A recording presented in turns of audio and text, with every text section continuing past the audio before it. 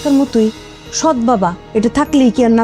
Hello সৎ বাবারা, কেমন আছো? সরি, সৎ বাবা নয়, সৎ বাবা তো ওনাদের। কেমন আছেন সবাই? আশা করি সবাই ভালো আছেন। ছোট্ট একটা লাইক আর সাবস্ক্রাইব করে দাও। আজকের ঘটনা কি? আজকের ঘটনা তো আপনারা স্ক্রিনে ইতিমধ্যে দেখতেই পারছেন। আজকে আমরা দেখব 25তম এপিসোডে আসলে মূলত কি কি ঘটে। আর আপনারা হয়তো এই মুহূর্তে দেখতেই পারছেন নায়কের কোলে নায়িকা শুয়ে আছে। তারপর কি হয়?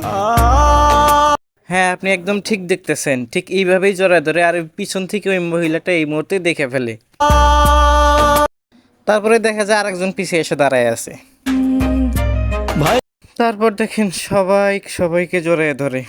কি বলবো আর ভাই, এই সিনেমা দেখার পর ভাই আমি নিজেও এইভাবে শকড হয়ে আছি। মানে আমারও অবস্থা খারাপ ভাই। এইভাবে জড়ায় ধরছে সবাই, পরিবারের মাঝখানে সবাই জড়ায় ধরছে। মানে কঠিন একটি ইমোশনাল ডায়লগ ভাই, কি বলবো। আসেন না, ভেতরে আসেন।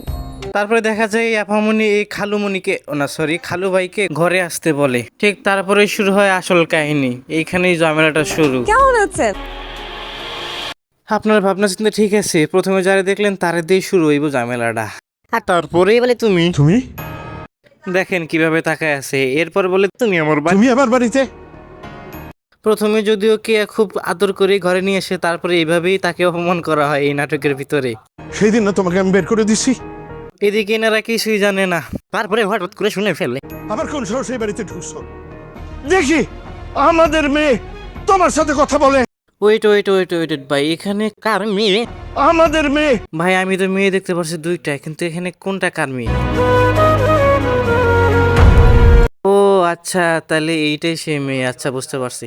তারপরে শুরু হয় আবেগ ঘন ডায়লগ আর ভালোবাসার মায়া। আমার মেয়ে। দূরে তারপরে আমরা দেখতে পারি তারা এইভাবে দেওয়ালের আড়াল থেকে একজনের সাথে আরেকজন কথা বলতেছে। ভুলের জন্য আমি তোমার কাছে ক্ষমা চাই। তো এই ছিল আজকে ছোট্ট একটি ভিডিও। দেখা হবে পরবর্তী ভিডিওতে। আল্লাহ হাফেজ।